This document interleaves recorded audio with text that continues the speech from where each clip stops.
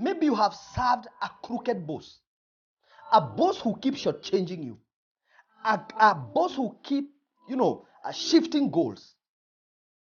I want you to know God can give you a strategy in the same industry that you are in. He can give you a strategy that will give you an experience of wealth transfer.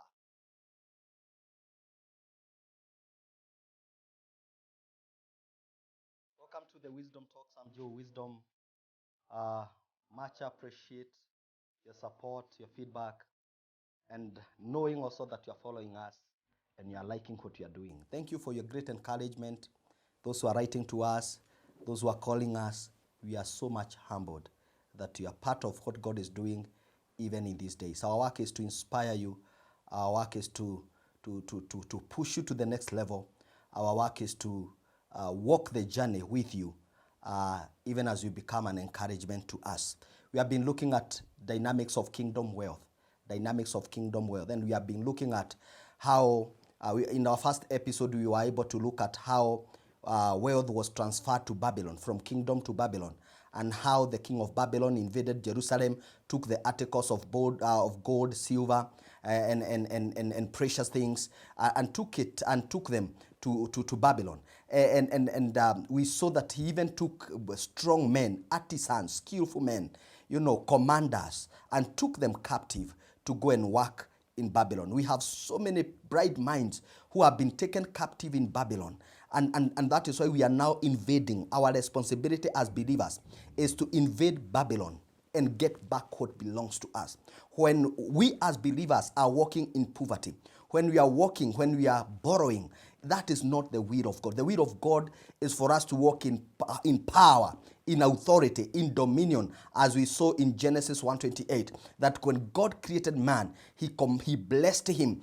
A blessing is empowered to prosper. Empowerment to prosperity, that is a blessing. So God empowered Adam and told him to dominate, to subdue, to take charge, to reign, and he gave him power and authority. So that is the place that we are going. So the enemy came and took over the power that we had. He took over whatever the influence that we had. That is why you see a lot of influence. Some of us as parents, I have talked to so many parents who are in sorrow, who are depressed because of their children, because they have been taken captive by Babylon. Babylon has taken over their children. The influence that is there in the marketplace is all about Babylon versus the kingdom. And we are taking back our position as saints because we know our place. We know the capacity that we have. We know the force that we are in God. We know that with God, all things are possible. We looked at season 1 of kingdom wealth transfer and how God have used some principles, major and key principles, to transfer wealth from the world to the kingdom. And we were also able to see, as it is in the book of Proverbs 13 from verses 22, that a good man leaves an inheritance to his children's children, and the wealth of the wicked is stored up for the righteous. So there is that wealth that is being gathered by the wicked. They will toil throughout the night, but that wealth at some point will be taken over by the righteous. Just position yourself. We are in a season of wealth transfer. We saw that in season 1, God was able to transfer wealth from the Philistines to the kingdom, to Israelites, to the children of Israel. Wealth moved from the king of the Philistine, to Isaac, a kingdom son. A kingdom son, a son of God, a son in the kingdom. And the man became very influential. He became a man with a lot of influence. He became so prosperous. And today I want us to look at wealth transfer season 2. Wealth transfer season 2. This happened between Jacob and Laban. Jacob versus Laban. Now, Laban represents Babylon because Laban is a man who never feared God. Laban is a man who used to worship idol gods. But when you look at Jacob, Jacob knew the true God. Jacob had interacted with God. At some point, he even raised an altar for God. So Jacob is a kingdom son, while Laban is a Babylonian system, is a representation of Babylon, of worldly system. And in Genesis chapter 30, from verses 37 to 38, we can read that scripture. The Bible says, Jacob, however, took fresh cut branches from poplar, almond, and plane trees, and made white stripes on them by peeling the bark and exposing the white inner woods and the branches of the branches. Then he placed the peeled branches in all the watering troughs, so that they would be directly in front of the flock that they came to drink. Then the flock were, when the flocks were in heat and came to drink. Let me repeat that, verses 38.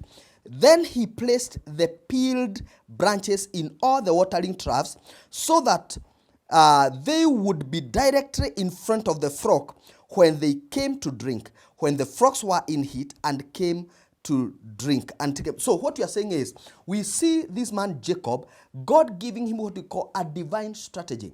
A divine strategy. Remember, he was oppressed by Laban.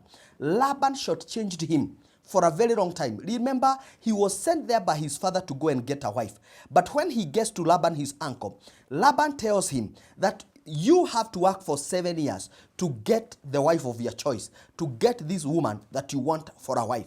And the man toiled for 7 years, only for him to get the wrong wife, the wrong woman. He was laboring for Rachel, but what he got was a low deal. He got Leah. So again, because he loved Rachel so much, he asked the man, what can I do now to get Rachel for a wife? And also, you have to get back to work for 7 more years. And this man went to work. And after 7 years again, he worked so thoroughly that he got his second wife. Now look at this. After all that time, in total, the years that this man worked was 20 years. 7 years for Leah, 7 years for Rachel.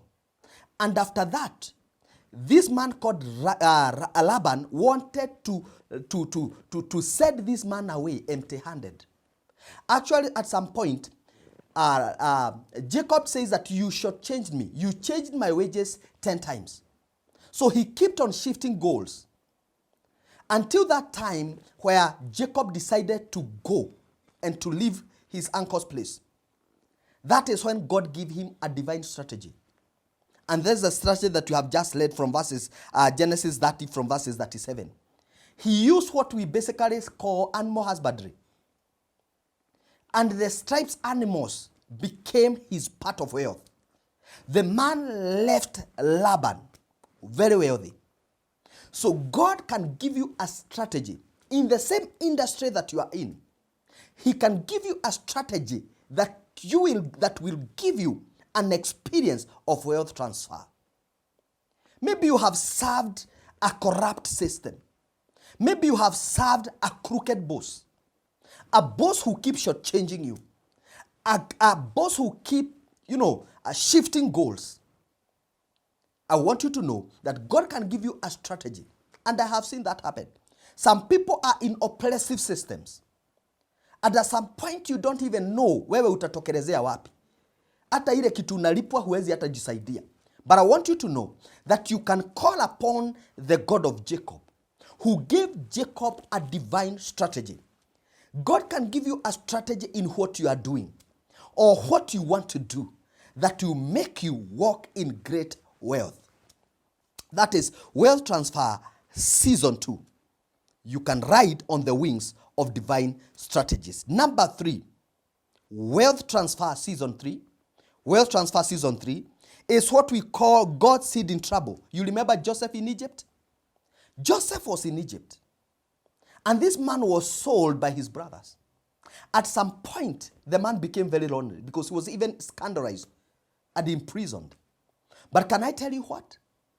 Even in that foreign land, Joseph was thriving. At some point, the king had a dream, and nobody was there to interpret the dream. Literally, Joseph had to be called from the prison. When he came and interpreted the dream of the king, he was promoted to the position of a governor. Some people say a prime minister. He was a governor of Egypt. And everything was under his control. I want you to see how God helped Joseph.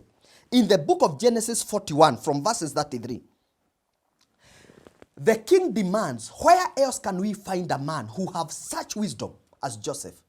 And he was made in charge of all Egypt. He was entrusted to executing the strategy of making Egypt food secure.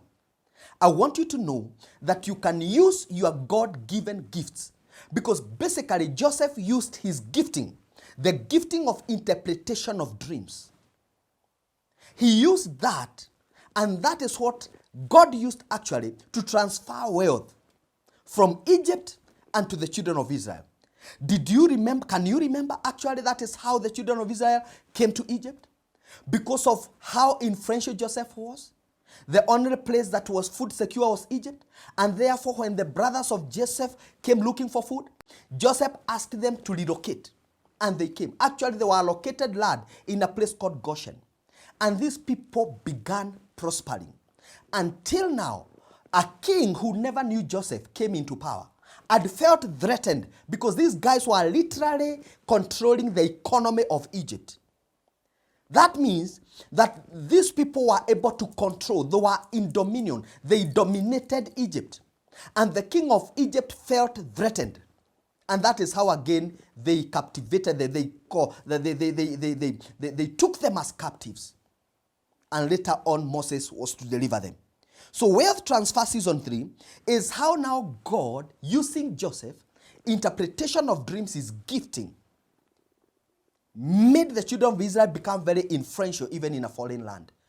God can make you an influential person. God can use your giftings and your talents, your divine abilities. You can ride on the wings of divine abilities, your giftings and your talents, to get to what we call wealth transfer. We have seen our musicians. We have seen people right now who are trending even on comedy and in the laugh industry, and all these people are riding on their giftings and their talents. So don't sleep on your gift. Don't sleep on your gift. There's a man I admire, and I have read his book countless times, called James Query. James Query, in his book called Born a Prince, Lived a Slave, says that when you bury your talent, it's your wealth you forfeit. Whenever you bury your talent, you forfeit your wealth. So don't bury your talent. Your talent can be a source of wealth transfer. We have seen people making money in music. We have seen many people make money in comedy. We have seen many people make money in consultancy. We have seen people make money in different areas of life, in innovation. What is your gift? What is your talent? What has God given you? Don't bury your talent. You have something that God has entrusted to you. And you can go back. We have talked about that deeply in some other episodes still in this platform. So you can get back and see what you have said when it comes to your passion and how you can monetize your passion. So never look down on yourself. You are not empty. There's something that God has given you. It doesn't matter whether you went to school or not. You have a gift. What school does, schools just comes to add value to what you already have. School can never give you a gift. You can only sharpen your skill through schooling. But inside you are innate powers. There are powers that are hidden deep within you. There's one philosopher say that great things are not those which men see with great askance, but the innate things in oneself. Those things that are hidden deep within you. Those things that are rocked within you. Those things that God has freely given you. Every one of us have been empowered to prosper. No one can blame God for where they are. God has blessed you with all manner of blessings that pertains to life and that pertains to godliness. You are supposed to live a godly life because God has given you all that you need. I am Joe Wisdom, and that is Wisdom Talks.